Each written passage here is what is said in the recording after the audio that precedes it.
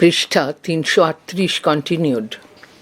ভূগোল ও আন্তর্জাতিক সম্প্রীতি, জিওগ্রাফি অ্যান্ড ইন্টারন্যাশনাল রিলেশনস।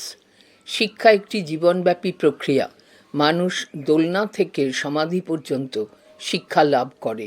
সময় ও সমাজের পরিবর্তনের সঙ্গে সঙ্গে শিক্ষার লক্ষ্য, গঠন ও বিষয়বস্তুও পরিবর্তিত হয়। বিজ্ঞান ও প্রযুক্তির ক্ষেত্রে এক বিপুল বিস্ফোরণ ঘটেছে। দেশের সীমানার মধ্যেই আর মানব কল্যাণ সীমাবদ্ধ নেই। গোটা দুনিয়া এত ঘনিষ্ঠভাবে পরস্পর সংযুক্ত যে কোনো দেশ বা মানুষ একা বাঁচার সাহস দেখাতে পারবে না। এই পরস্পর সংযুক্তির ফলে বিশ্বজনীনতা আনকোট আন্তর্জাতিক সম্প্রীতি আনকোট বিশ্ব নাগরিকত্ব আনকোট সহ অস্তিত্ব আনকোট প্রভৃতি ধারণার উপর জোর দিচ্ছেন দার্শনিক ও বিশ্ব নেতারা। এই সমস্ত ধারণার প্রসার ও বিকাশে শিক্ষা পরিষেবাকে ব্যবহার করতে হবে। এভাবেই আন্তর্জাতিক সম্প্রীতি ও শিক্ষার এক লক্ষ্য হয়ে উঠেছে। আন্তর্জাতিক সম্প্রীতির ধারণা আন্তর্জাতিক সম্প্রীতি হলো প্রতিটি মানুষকে শ্রদ্ধা করতে শেখা, তিনি যেই হন না কেন। অন্য দেশের মানুষের বাঁচার কথা বিবেচনা করা, ভিন্ন সভ্যতার মানুষকে মানুষ হিসেবে শ্রদ্ধা করতে শেখা, জানার চেষ্টা করা তারা কিভাবে বাঁচে, খায়, পোশাক পরে, কাজ করে, খেলাধুলা করে আনকোট আন্তর্জাতিক সমঝোতা বন্ধনী শুরু, সম্প্রীতি বন্ধনী শেষ আনকোট। শব্দ বন্ধটির মধ্যে নিহিত আছে শুভেচ্ছা ও সহযোগিতার মনোভাব। পৃথিবীর বিভিন্ন দেশগুলির মধ্যে যা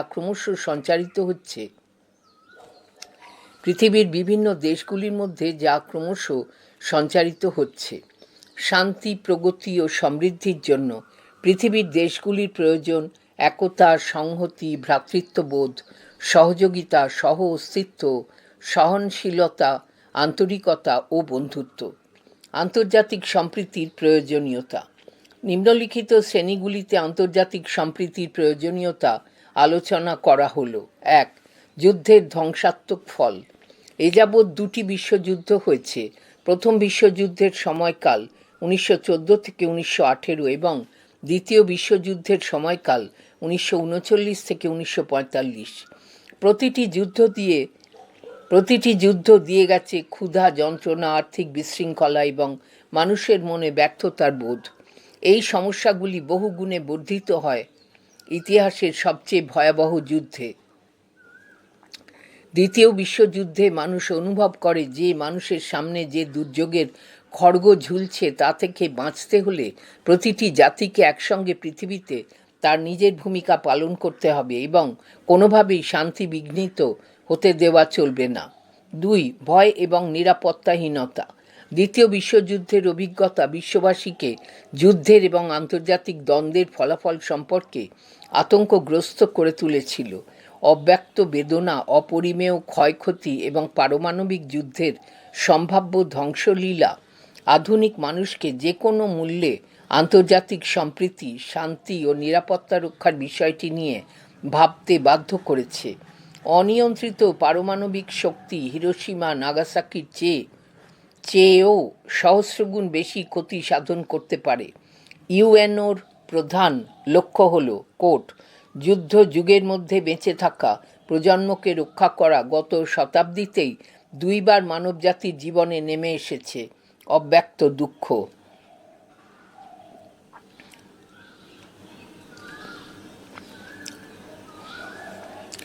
ইউএনওর প্রধান লক্ষ্য হল যুদ্ধ যুগের মধ্যে বেঁচে থাকা প্রজন্মকে রক্ষা করা। গত শতাব্দীতেই 2 বার মানবজাতির জীবনে নেমে এসেছে অব্যক্ত দুঃখ আনকোট। এটি কেবলমাত্র তখনই সম্ভব যখন প্রতিটি জাতি শান্তিপূর্ণ উপায়ে পারস্পরিক সমঝোতার মাধ্যমে বিবাদ বৈষম্যের সমাধান খুঁজবে। 3. অর্থনৈতিক কারণ। কোনো জাতি অর্থনৈতিকভাবে স্বয়ংসম্পূর্ণ নয়। প্রতিটি জাতি সম্পদ ও বাজারের জন্য একে অপরের উপর নির্ভরশীল। বর্তমান জগতে জীবন ভীষণ জটিল। বিচ্ছিন্নতার মাঝে কোনো জাতি প্রগতি ও সমৃদ্ধি লাভ করতে পারে না। পৃষ্ঠা 339। পরিবহন ও যোগাযোগ ব্যবস্থার উন্নতির কারণে দেশগুলির স্থানিক দূরত্ব দূর হয়েছে, কাঁচামালের উৎস ও বাজারের বিস্তৃতি বেড়েছে, অর্থনৈতিক পরস্পর নির্ভরশীলতা ও পারস্পরিক সম্পর্ক আন্তর্জাতিক সম্প্রীতি দাবি করে। 4. মানবিক কারণ। মানবিক কারণেও আন্তর্জাতিক স্তরে পারস্পরিক বোঝাপড়ার প্রয়োজন আছে। মানুষের প্রকৃতি সর্বত্রই অভিন্ন। সাম্প্রতিককালে নৃতাত্ত্বিক, সমাজতাত্ত্বিক ও মনস্তাত্ত্বিক গবেষণায় সন্দেহাতীতভাবে প্রমাণিত হয়েছে যে আগ্রাসন নয়, সহযোগিতাই হলো মানুষের প্রকৃত স্বভাব। এই অনুভূতি আমাদের বাধ্য করেছে প্রতিযোগিতামূলক সমাজের বদলে সহযোগিতামূলক সমাজ স্থাপনের কথা ভাবতে। শান্তি দীর্ঘস্থায়ী হয় না। যদি সভ্যতা ও সংস্কৃতিতে একাংশ চরম অগ্রণী হয় এবং অন্য এক অংশ যদি পিছিয়ে থাকে, যদি এক অংশ অর্থনৈতিকভাবে চরম ধনী হয়, অন্য অংশ যদি জীবনের মৌলিক চাহিদাটুকুও না মেটাতে পারে, ব্যক্তিগত স্বাধীনতা, স্বাতন্ত্র্য, মর্যাদা, শ্রদ্ধা এবং সামাজিক ও অর্থনৈতিক মান সকল মানুষের জন্য সুনিশ্চিত করতে হবে। এই বিবেচনা বিশ্বের প্রতিটি জাতিকে বাধ্য করেছে মানুষের মৌলিক অধিকারের তালিকা তৈরি করতে এবং এমন একটি শিক্ষা পরিকল্পনা গ্রহণ করতে যাতে শিশুদের বিশ্ব সংসারে বাঁচার উপযোগী করে তোলা যায়।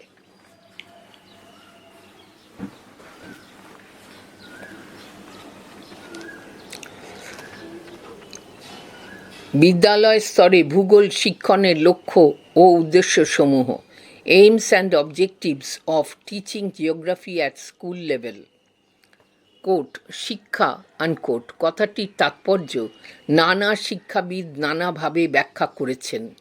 ব্যক্তির ব্যক্তিত্বের সর্বাঙ্গীন বিকাশ সাধন এবং সমাজ জীবনের সঙ্গে সুষ্ঠু ও সার্থক অভিযোজনই শিক্ষার আধুনিক তাৎপর্যের মূল কথা। ভূগোল বিষয়ের বিভিন্ন সংজ্ঞা বিশ্লেষণ করলে আমরা দেখতে পাই মানুষ কিভাবে পরিবেশের সঙ্গে সার্থকভাবে অভিযোজন করছে সেটি ব্যাখ্যা করছে ভূগোল। তাই শিক্ষার তাৎপর্য ও ভূগোল শিক্ষার লক্ষ্য ও উদ্দেশ্যের মধ্যে বিশেষ সাদৃশ্য দেখা যায়।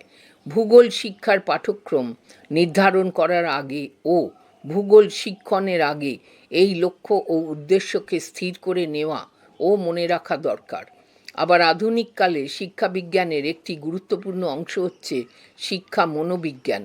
শিক্ষা মনোবিজ্ঞানের যে নানা পরীক্ষা নিরীক্ষা চলছে তার ফলাফলসমূহ শিক্ষার লক্ষ্য নির্ধারণে, পাঠ্যক্রম গঠনে ও ক্রমবিন্যাসে, পদ্ধতি প্রয়োগে ও শিক্ষার নানা সংগঠনের ক্ষেত্রে প্রভাব বিস্তার করেছে।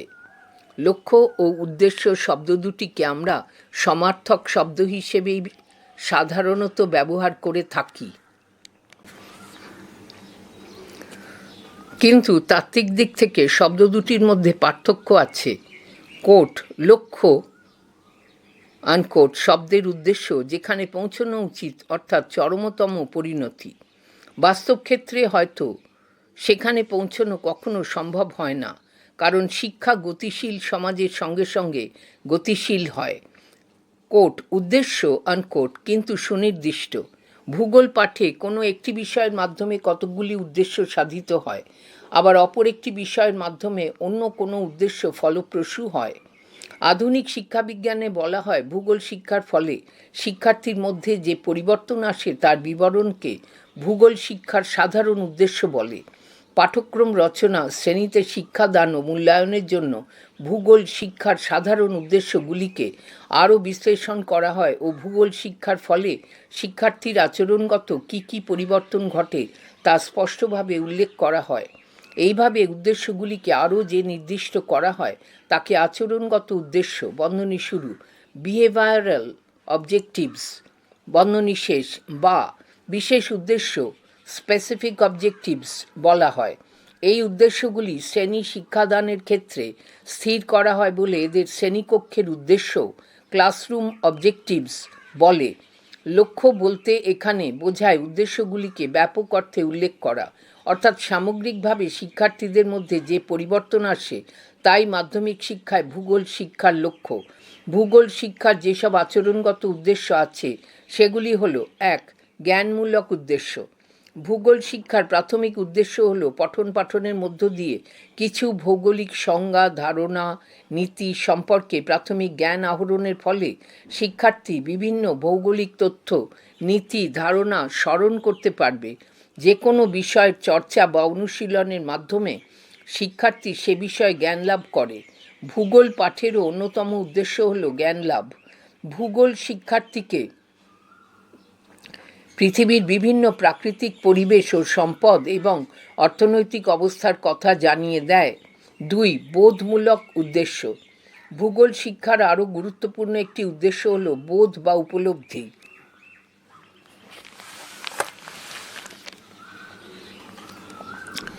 বোধ লাভ করা মানসিক প্রক্রিয়ার একটি উন্নততর স্তর। একজন শিক্ষার্থী ভৌগোলিক সংজ্ঞা, নীতি বা ধারণা স্মরণ করতে পারলে তারপর সে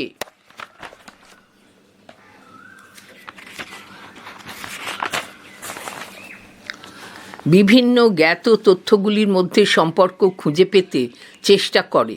পৃষ্ঠা 340। জ্ঞাত তথ্যগুলির মধ্যে সামঞ্জস্য বিধান করতে পারা ভূগোল শিক্ষার একটি বিশেষ উদ্দেশ্য। এই বোধের ফলে শিক্ষার্থী উদাহরণ দিতে, সাদৃশ্য ও বৈসাদৃশ্য বলতে, তুলনা করতে, শ্রেণীবিন্যাস করতে, ভুল ত্রুটি শনাক্ত করতে এবং ঘটনার ব্যাখ্যা করতে পারে।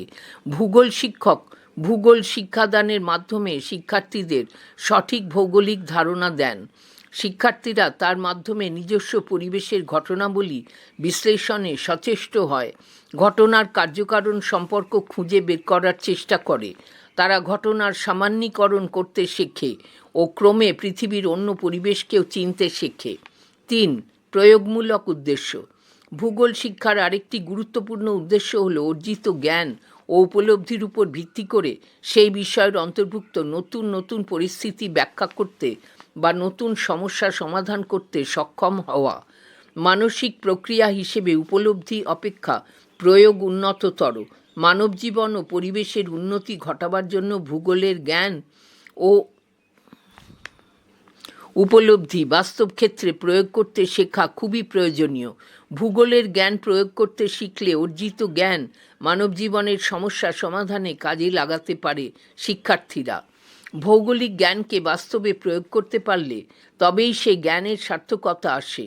ভূগোল শিক্ষার উপাদান শিক্ষার্থীর দৈনন্দিন জীবনের পরিবেশে ছড়িয়ে আছে। শিক্ষার্থীদের এক বিরাট অংশ মাধ্যমিক শিক্ষা শেষ করে নিজ নিজ কর্মজীবনে প্রবেশ করে। সেখানে যাতে তারা অর্জিত জ্ঞান প্রয়োগ করতে পারে সেদিকে লক্ষ্য রেখেও ভূগোল শিক্ষার উদ্দেশ্য স্থির করতে হয়।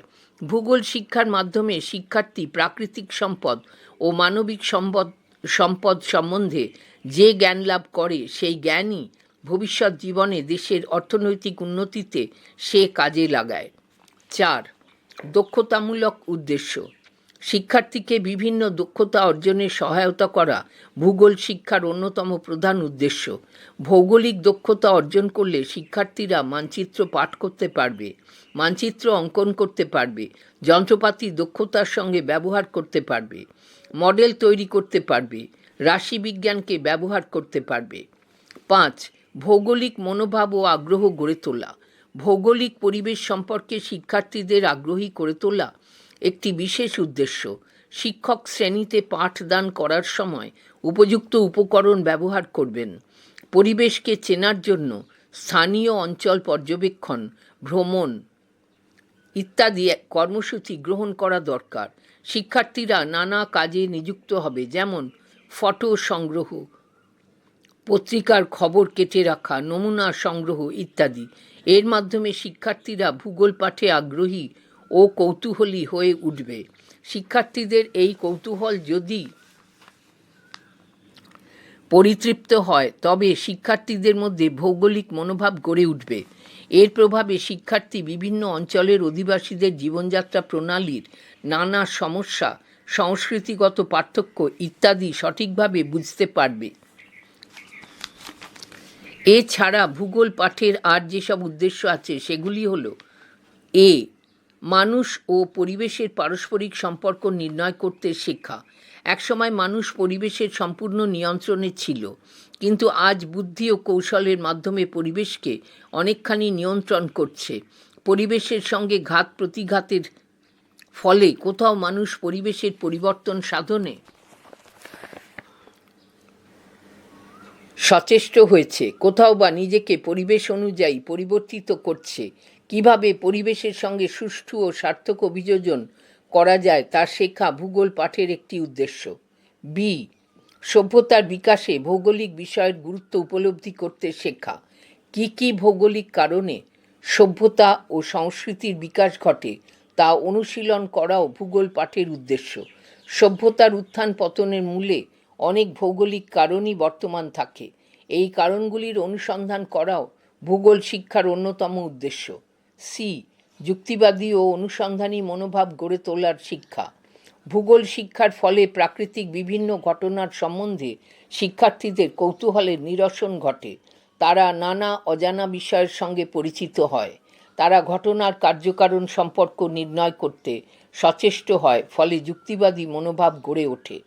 ডি, দৃষ্টিভঙ্গির প্রসারলাভ ও সহযোগিতা, সমবেদনা প্রভৃতি গুণগুলির বিকাশ সাধন করা। ভূগোল বিষয়টি শিক্ষার্থীদের দৃষ্টিভঙ্গি সম্প্রসারিত করতে সাহায্য করে। শিক্ষার্থী নিজের পরিবেশের সঙ্গে সঙ্গে বৃহত্তর পরিবেশকেও চিনতে শেখে। পৃষ্ঠা 341। তারা পাঠ্যপুস্তক, ভ্রমণ ও মানচিত্র পাঠের মাধ্যমে পৃথিবীর নানা অধিবাসীদের সম্বন্ধে জানতে পারে। ফলে মনের সংকীর্ণতা দূর হয়। শিক্ষার্থীরা অন্য জাতির প্রতি সহানুভূতিশীল হতে শেখে। ই, উন্নত অবসর বিনোদনের শিক্ষা। ভূগোল পাঠের মাধ্যমে শিক্ষার্থীরা পরিবেশ সচেতন হয়। ফলে তারা নানা অভিযানের কাহিনী, ভ্রমণ কাহিনী, বিভিন্ন জাতির জীবনযাত্রা ইত্যাদি বিষয়ের বই পড়ে সুন্দরভাবে অবসর যাপন করতে পারে। নিজে ভ্রমণ কাহিনী লিখতে শেখে। পশ্চিমবঙ্গ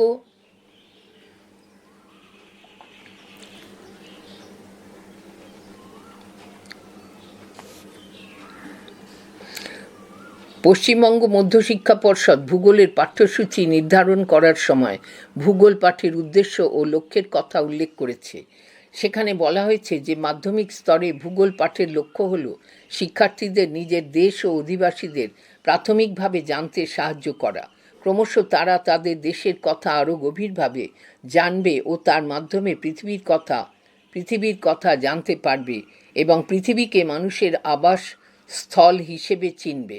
এর ফলে তাদের জাতীয় ও আন্তর্জাতিক চেতনা উন্নত হবে। পর্ষদ ভূগোল পাঠের কয়েকটি উদ্দেশ্য বিশেষভাবে উল্লেখ করেছে, যেমন: 1. ভৌগোলিক ঘটনা, নীতি, পরিভাষা সম্বন্ধে জ্ঞানের উন্নতি করা। 2. ভূপ্রকৃতি ও জলবায়ুর প্রভাব সম্বন্ধে স্পষ্ট ধারণা করা। 3. পৃথিবীর ও ভারতের আর্থসামাজিক অবস্থা ও অধিবাসীদের বৈশিষ্ট্যের উপর ভৌগোলিক ঘটনার প্রভাব সম্বন্ধে পরিষ্কার ধারণা লাভ করা। 4. বিভিন্ন অঞ্চলের মানুষের পরস্পরের উপর নির্ভরশীল হওয়ার প্রয়োজন হয় কেন জানতে শেখা। 5. মানচিত্র পাঠ করতে শেখা, রেখাচিত্র, লেখচিত্র তৈরি করতে শেখা। 6. স্থানীয় অঞ্চল পর্যবেক্ষণ করতে শেখা। 7. ভারতের বিশেষ বিশেষ অঞ্চলের বৈশিষ্ট্য ও কার্যকলাপ জানতে শেখা। 8. পৃথিবীর বিশেষ বিশেষ অঞ্চলের মানুষের কার্যকলাপ জানা। 9. জাতীয় সংহতিবোধের উন্নতি করা ও সেই সঙ্গে আন্তর্জাতিকতা বোধেরও উন্নতি করা। উচ্চ মাধ্যমিক শিক্ষা সংসদ উচ্চ মাধ্যমিক স্তরে ভূগোল পাঠের যে লক্ষ্যের কথা বলেছে তা হল শিক্ষার্থীদের প্রাকৃতিক ও মানবিক ভূগোলের ধারণা দেওয়া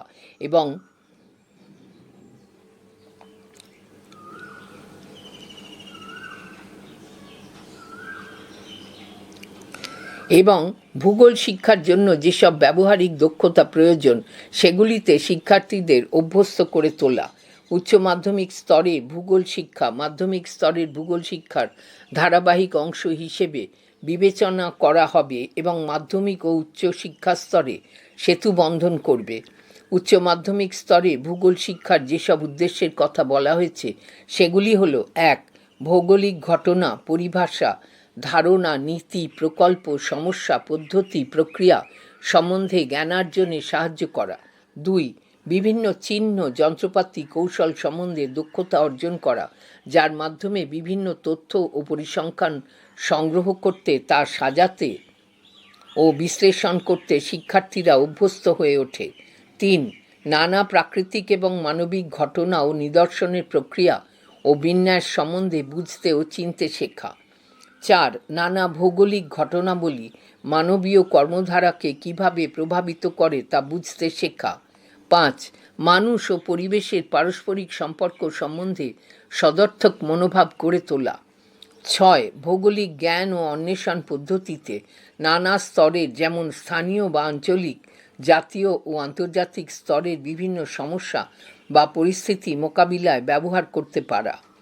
ভূগোল শিক্ষণের নির্দেশনামূলক উদ্দেশ্যাবলী, instructional objectives of geography teaching. উদ্দেশ্য হলো এমন এক বক্তব্য বা নির্দিষ্ট শ্রেণীর আকৃতি যা যে কোনো কাম্য পরিবর্তনের দিক নির্দেশ করে। এনসিইআরটি এর মূল্যায়ন ও পরীক্ষা বিষয়ক মতামত মান্য করলে দেখা যায়, কোট, উদ্দেশ্য হলো একটি বিন্দু অথবা কোনো কিছুর শেষ লক্ষ্য যার অভিমুখে কর্ম সম্পাদিত হয়। যে কর্ম আমরা সাধন করতে চলেছি তার সম্পাদনের মাধ্যমে পরিকল্পিত পরিবর্তন নিয়ে আসা হয়, আনকোট।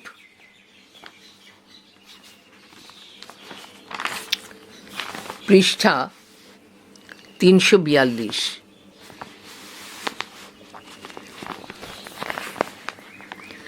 এই সংজ্ঞায় 3টি বৈশিষ্ট্য উদ্ঘাটিত হয়। 1. পরিচালনা নির্দেশনা, ডিরেকশন, শেষ লক্ষ্য অর্জনের জন্য নির্ধারিত কর্মের নির্দেশ দান করে। 2. পরিকল্পিত পরিবর্তন, প্ল্যান্ড চেঞ্জ, কাঙ্ক্ষিত পরিবর্তনে সাহায্য করে। 3. কর্মের ভিত্তি, বেসিস ফর অ্যাক্টিভিটি, সংগঠিত কর্মের পরিকল্পনার ভিত্তি রচনা করে। নির্দেশনামূলক উদ্দেশ্যাবলী। রবার্ট ম্যাগার এর মতে, কোট, নির্দেশনামূলক উদ্দেশ্য হলো সেই বক্তব্য যা শিক্ষার্থীদের কাছে প্রস্তাবিত পরিবর্তনের বর্ণনা দেয়, আনকোট। নির্দেশনামূলক উদ্দেশ্যাবলী সাধিত হয় শিক্ষার্থীর আচরণগত পরিবর্তনের মাধ্যমে। শিক্ষার্থীর আচরণের কাম্য শিখন অথবা শিক্ষণ ফলের সঙ্গে তারা সম্পর্কযুক্ত। এগুলিকে বলা যেতে পারে শিখন উদ্দেশ্যাবলী। একটি নির্দেশনামূলক উদ্দেশ্য ইঙ্গিত দেয় সেই সমস্ত জ্ঞান, দক্ষতা, ক্ষমতা এবং দৃষ্টিভঙ্গি যা শিক্ষক প্রত্যাশা করেন তার নির্দেশনার মাধ্যমে ছাত্রের আয়ত্তে আসবে। সেগুলি সংকীর্ণ, অর্থাৎ নির্দিষ্ট লক্ষ্যের অভিমুখী, বিশেষায়িত, নির্দিষ্ট, বোধযুক্ত, সংক্ষিপ্ত, পরিষ্কার এবং কার্যকর। শ্রেণীকক্ষে পাঠদানের শিক্ষণের সঙ্গেও সেগুলি সম্পর্কযুক্ত। এগুলিই হলো প্রাথমিক লক্ষ্য যেগুলি সহজেই সাধিত করা সম্ভব কম সময়ের মধ্যে এবং কম উপায়ের মধ্যে। নির্দেশনামূলক উদ্দেশ্যাবলীর বর্গীকরণ কথাটির অর্থ হল কোনো বস্তু, লক্ষ্য বা ধারণার শ্রেণী বিভাগে নির্ধারণ করা।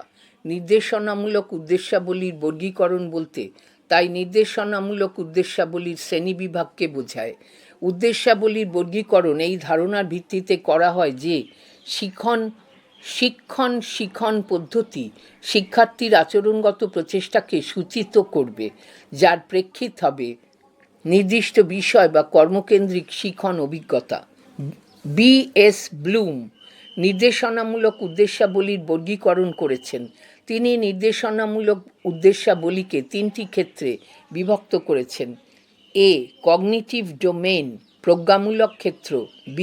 অ্যাফেক্টিভ ডোমেইন, অনুভূতিমূলক ক্ষেত্র। C.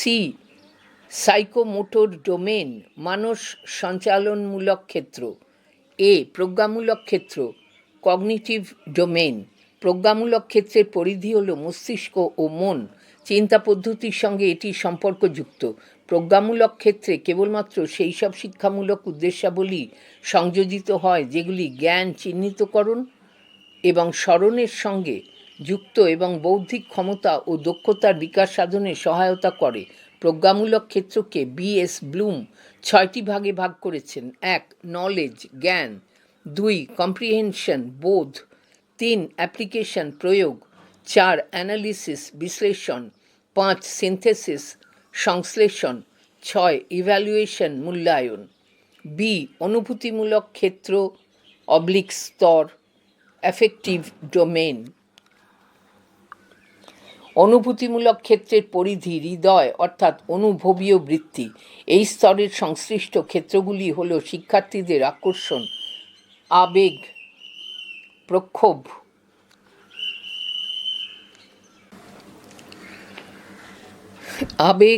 প্রক্ষোভ, রস বিচার, দৃষ্টিভঙ্গি, মূল্যবোধ, অনুভূতি প্রভৃতি। এই স্তরের উদ্দেশ্যগুলি হল: 1. রিসিভিং গ্রহণ, 2. রেসপন্ডিং প্রতিক্রিয়া দান, 3. ভ্যালুইং মূল্যবিচার, 4. অর্গানাইজিং সংগঠন, 5. ক্যারেক্টারাইজেশন চরিত্রায়ন। পৃষ্ঠা 343। সি.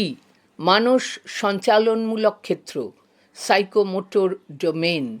শিক্ষার্থীদের শারীরিক কর্মতৎপরতা এবং দক্ষতার বিকাশের সঙ্গে এই স্তর সংশ্লিষ্ট।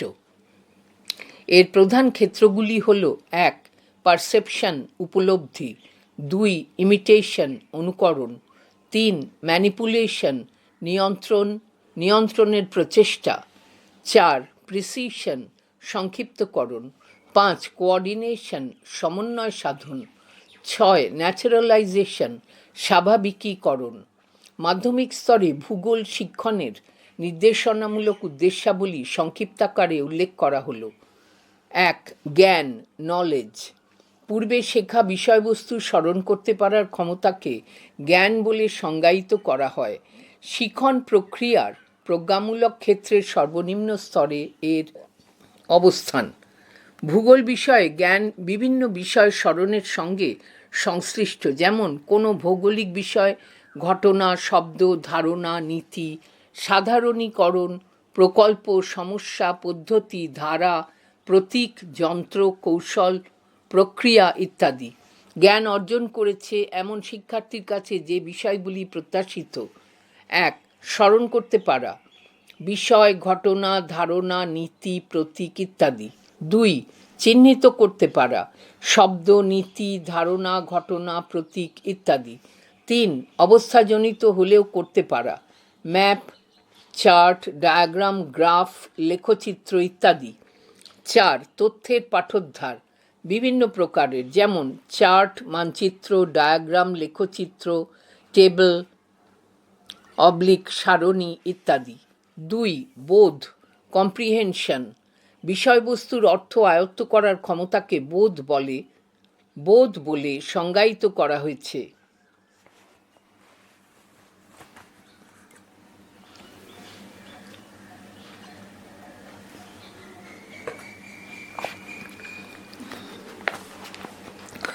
উপলব্ধির নিম্ন স্থানে এর অবস্থান। বোধের জন্য জ্ঞান আবশ্যিক। জ্ঞানের এক ধাপ অতিক্রম করে আসে বোধ। বোধ অর্জন করেছে এমন শিক্ষার্থীর কাছে যে বিষয়গুলি প্রত্যাশিত সেগুলি হল: 1. এক মাধ্যম থেকে অন্য মাধ্যমে অনুবাদ তর্জমা করা, 2. বিষয় এবং শব্দের পৃথকীকরণ ও পার্থক্য নিরূপণ করা, 3. তুলনা ও বৈপরীত্য নির্ধারণ করা, 4. বিভিন্ন শব্দ ও ঘটনা ব্যাখ্যা করা, 5. সংক্ষিপ্তকরণ, 6. উদ্ধৃতকরণ, 7. ভ্রম চিহ্নিতকরণ ও সংশোধন, 8. সম্পর্ক নিরূপণ ও কার্যকারণ সম্পর্ক বিচারকরণ, 9. প্রাপ্ত তথ্যাবলীর ব্যাখ্যা বিশ্লেষণ, 10. অন্তর্নিহিত অর্থের উদ্ধার। 3. প্রয়োগ অ্যাপ্লিকেশন। প্রয়োগ হল অধীত বিদ্যাকে নতুন এবং মূর্ত পরিস্থিতিতে ব্যবহার করার ক্ষমতা। জ্ঞান এবং বোধ অর্জিত হলে কেবল তখনই প্রয়োগ সম্ভব। প্রয়োগের পূর্ব শর্তই হল জ্ঞান ও বোধ। জ্ঞান ও বোধের তুলনায় এই শিখন ক্ষেত্রে উচ্চতর মাত্রার প্রয়োজন। প্রয়োগের স্তরে যে বিষয়গুলি শিক্ষার্থীর কাছে প্রত্যাশিত, পৃষ্ঠা 344।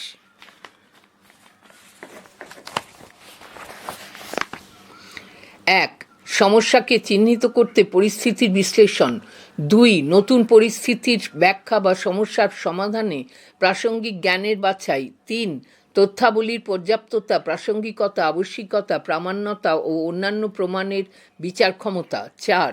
নবোদ্ভূত পরিস্থিতিতে বিষয়বস্তুর পুনর্বিন্যাস, 5. সম্পর্ক স্থাপন, 6. প্রকল্পের সূত্র নির্ধারণ, 7. প্রকল্পের যাচাই। 8. উল্লিখন। 9. নীতির সাধারণীকরণ। 10. প্রদত্ত পরিস্থিতিতে ফলাফলের আগাম ভবিষ্যৎবাণী করা। 4. দক্ষতা, স্কিলস। দক্ষতা হলো এমন এক নির্দেশনামূলক উদ্দেশ্য যার স্থান জ্ঞান ও মানস সঞ্চালনমূলক ক্ষেত্রে। দক্ষতা হলো এমন এক নির্দেশনামূলক উদ্দেশ্য যার স্থান জ্ঞান ও মানস সঞ্চালনমূলক ক্ষেত্রে। এই বিষয়ে শিক্ষার্থীর কাছে যা যা প্রত্যাশিত: 1. মানচিত্র, স্কেচ, ডায়াগ্রাম এবং ভৌগোলিক গঠন আঁকতে পারা যাতে ভৌগোলিক তথ্যকে উপস্থাপিত করা যায়। 2. মডেল, প্রকরণ এবং যন্ত্রের যথাযথ উপস্থাপন। 3. প্রকরণ ও ভূগোল সম্পর্কিত যন্ত্রাবলীর যথাযথ ব্যবহার। 4. সঠিক পদ্ধতিতে পর্যবেক্ষণ। 5.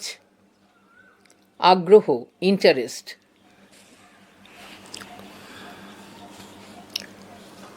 আগ্রহ হলো অনুভূতিমূলক ক্ষেত্রের এক অংশ। বলা হয়েছে যে ভূগোল শিক্ষার্থীদের ভূগোলের আগ্রহ বাড়বে যদি তারা নিম্নলিখিত ক্রিয়াকলাপে অংশগ্রহণ করে: এ. ভূগোল সাহিত্য পাঠ। বি. বিভিন্ন উৎস যেমন বই, ম্যাগাজিন, জার্নাল, সংবাদপত্র প্রভৃতি থেকে ভৌগোলিক তথ্য সংগ্রহ করে। সি. বিভিন্ন দেশ তথা পৃথিবীর মাটি ও মানুষ সম্পর্কে জানতে আগ্রহী হয়। ডি. ভৌগোলিক ভ্রমণে ক্ষেত্র পরিদর্শন, শিক্ষামূলক ভ্রমণ, সমীক্ষা ইত্যাদিতে অংশগ্রহণ করে। ই. ভৌগোলিক বিষয় সম্পর্কিত ছবি ও নমুনা সংগ্রহ করে। এফ. বিভিন্ন মানবীয় ও প্রাকৃতিক উপাদানের প্রাসঙ্গিক ভৌগোলিক কারণ খুঁজতে আগ্রহী হয়। জি. ভৌগোলিক গুরুত্বসম্পন্ন বিভিন্ন স্থান পরিদর্শন করে। এইচ. এমন শখ মেটাতে সচেষ্ট হয় যা ভূগোলের সঙ্গে সম্পর্কযুক্ত, যেমন মডেল তৈরি, ফটোগ্রাফি, কার্টোগ্রাফি, সমীক্ষা ইত্যাদি। 6. দৃষ্টিভঙ্গি, অ্যাটিটিউডস। ভূগোলের বিষয়বস্তু হলো মানুষ ও তার পরিবেশ। এটি প্রত্যাশিত যে ভূগোলের মাধ্যমে শিক্ষার্থীদের মানুষ ও পরিবেশের প্রতি ইতিবাচক দৃষ্টিভঙ্গি গড়ে উঠবে। বলা হয় যে শিক্ষার্থীদের ইতিবাচক দৃষ্টিভঙ্গি তখনই গড়ে উঠবে যখন তারা এ. আধুনিক সভ্যতার বিকাশে পৃথিবীর বিভিন্ন প্রান্তের মানুষের অবদানের কথা জানবে। বি. মানুষ ও পরিবেশের পারস্পরিক সম্পর্কের তাৎপর্য বুঝতে পারবে। সি. পৃথিবীর বিভিন্ন অঞ্চল, প্রদেশ ও দেশের পারস্পরিক নির্ভরশীলতার কথা জানবে। ডি. বিশ্ববাসীর প্রতি প্রীতি ও সহানুভূতি প্রদর্শন করবে। ই. পারস্পরিক পরিপ্রেক্ষিতে জাতীয় সমস্যার বিচার করবে। এফ. সহজলভ্য প্রাকৃতিক সম্পদ লুণ্ঠনের ফলাফল ও সংরক্ষণের গুরুত্ব উপলব্ধি করবে। উপরোক্ত বিশ্লেষণগুলি থেকে এটি পরিষ্কার যে মাধ্যমিক স্তরে ভূগোল শিক্ষণের উদ্দেশ্য কী। এটি প্রত্যাশিত যে ভূগোল শিক্ষক ভূগোল শিক্ষণের মাধ্যমে এই আচরণগত ফলাফল অনুভব করবেন। নির্দেশনামূলক উদ্দেশ্যাবলী শিক্ষকদের ক্রিয়াকলাপ সম্বন্ধে নির্দেশ দেয়।